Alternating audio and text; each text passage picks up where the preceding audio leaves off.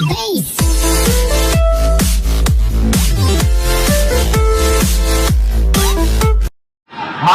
संख्या में उपस्थित लालगंज संसदीय क्षेत्र से जुड़े हुए मेरे सभी उपस्थित बहनों और भाइयों,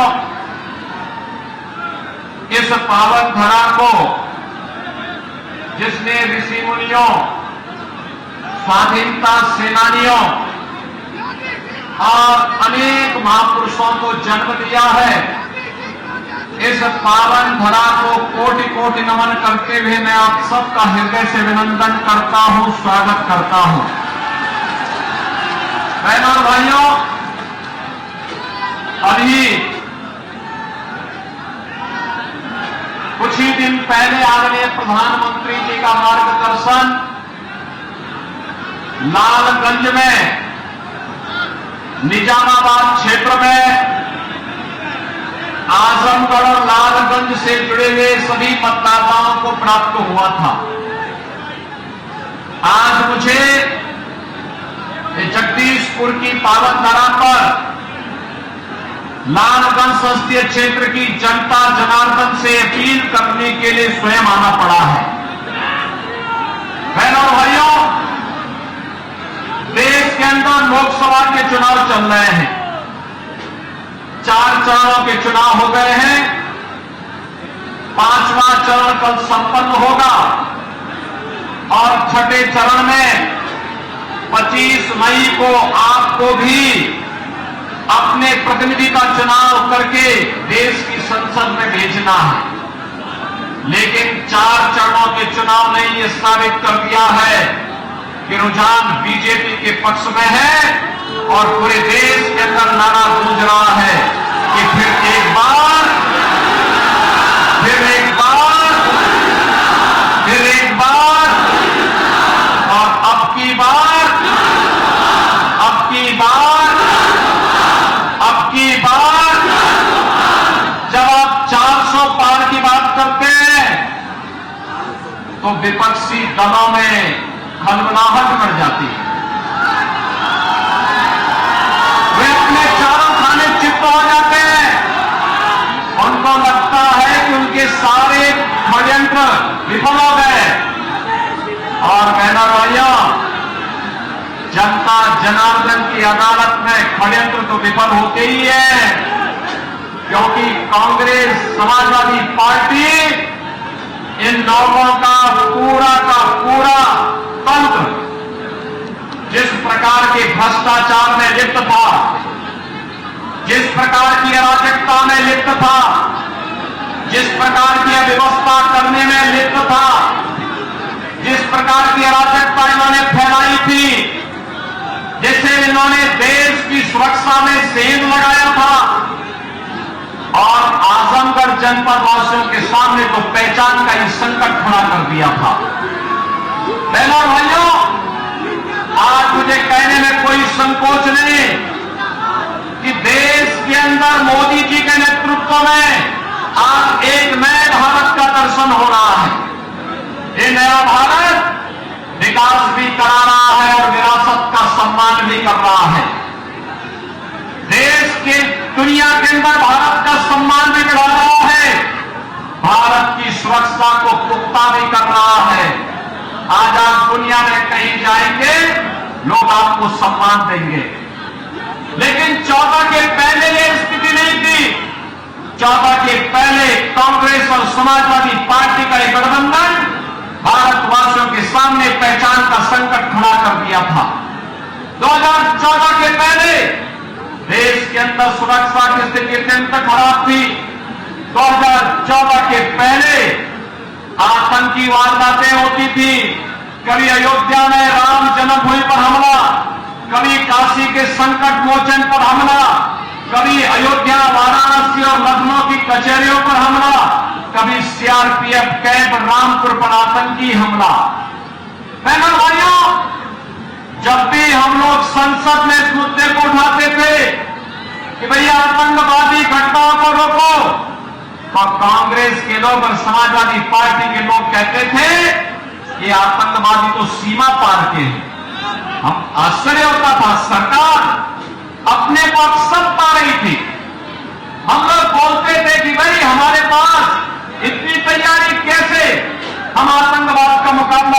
से नहीं कर पा रहे, निर्दोष लोग मारे जा रहे हैं, देश के अंदर अराजकता की स्थिति पैदा हो रही है, भय का माहौल है, कांग्रेस के लोग चुप हो जाते थे। बहनों और भाइयों, 10 वर्ष में आपने देखा होगा आतंकी वारदात बंद, नक्सलवाद बंद, और अब तो पटाखा भी जोर से फट जाएगा तो पाकिस्तान पहले सफाई देता, कहता सर मेरा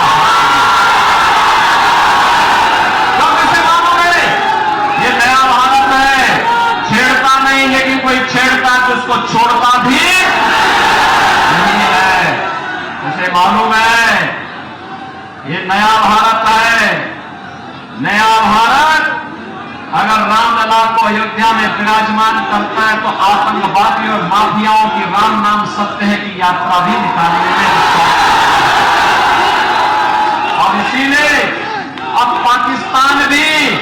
पाकिस्तान तो पहले भारत के अंदर आतंकी घटना को अंजाम देता था, आज तो अपने देश को ही नहीं बचा पा रहा है। देख रहे हो आज अधिकृत कश्मीर में लगातार आंदोलन चल रहे हैं, अव्यवस्था फैली हुई है, आगजनी हो रही है, लूटपाट हो रही है, और बहनों भाइयों तीसरा कार्यकाल मोदी जी को दीजिए, पाक अधिकृत कश्मीर भी भारत का हिस्सा होगा। इसके लिए दम चाहिए, दम, मजबूत सरकार चाहिए, मजबूर नहीं।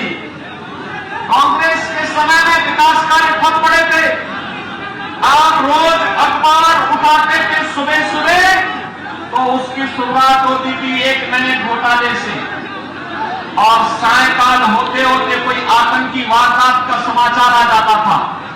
आज बहनों भाइयों आतंकी वारदात समाप्त, घोटाले समाप्त, बड़े बड़े कार्य हो रहे हैं, हाईवे बन रहे हैं, रेलवे की कनेक्टिविटी बढ़ रही है, मेट्रो आ रही है, एयरपोर्ट बन रहे हैं, विश्वविद्यालय बन रहे हैं, और मेडिकल कॉलेज भी बन रहे हैं, हर घर नल की योजना भी लागू हो रही है। समाजवादी पार्टी के सरकार में खाद्यान्न घोटाला होता था, आज बहनों भाइयों खाद्यान्न घोटाला नहीं, 80 करोड़ लोगों को फ्री में राशन की सुविधा का लाभ प्राप्त हो रहा है। उनके समय में गरीब चिकित्सा के भाव में दम तोड़ता था, आज 7 करोड़ लोगों को देश के अंदर 5 लाख का आयुष्मान की सुविधा प्राप्त है, और उत्तर प्रदेश में तो हमने व्यवस्था की है, अगर कोई गरीब आयुष्मान का कार्ड नहीं प्राप्त कर पाया है, नहीं बन पाया है, स्वीकृत नहीं हो पाया है, कोई परिवार में बीमार है, हम कहते हैं कोई विधायक, पूर्व विधायक, सांसद, पूर्व सांसद, कोई पदाधिकारी, इनमें से कोई नहीं मिल पा रहा है, उसने भी अपना पत्र भेजें, हम पैसा सीधे उसके खाते में भेज के कहते हैं जाओ उपचार कराओ। बहनों और भाइयों 12 करोड़ किसानों को किसान सम्मान निधि, 12 करोड़ घरों में शौचालय का निर्माण, 10 करोड़ घरों को उज्ज्वला योजना का कनेक्शन, और हम लोगों ने यूपी केंद्र को व्यवस्था की है हर होली और दीपावली को एक भरा हुआ सिलेंडर इन परिवारों को उपलब्ध करवाते हैं कि भाई जाओ पर्व और त्योहार शांतिपूर्ण ढंग से मनाओ। भाइयों आज 4 करोड़ गरीबों के मकान बने हैं, और मोदी जी ने कहा है तीसरी बार सरकार बनेगी, 70 वर्ष से ऊपर के हर व्यक्ति को 5 लाख रुपए प्रतिवर्ष स्वास्थ्य की सुविधा उपलब्ध करवाएंगे, बचे हुए गरीबों के मकान बनाएंगे, कोई भेदभाव नहीं होगा, और पहले भी नहीं हुआ है।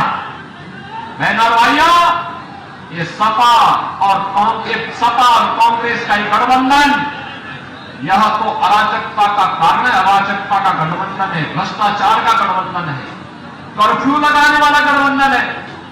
इनके समय में दंगे होते थे, आपने पिछले 7 वर्ष में जब से भाजपा की सरकार प्रदेश में बनी कोई दंगे का नाम सुना है क्या? दंगा नहीं होता है, दंगे जहां जाना था दंगा ये सब वहां चले गए हैं, उनका भी राम नाम सत्य है, और इसके भाइयों आज नया पर्व और त्योहार शांतिपूर्ण तरीके से मनाते हैं, इसलिए क्योंकि भाजपा की सरकार है। आज बेटी और व्यापारी सुरक्षित है, इसलिए क्योंकि भाजपा की सरकार है।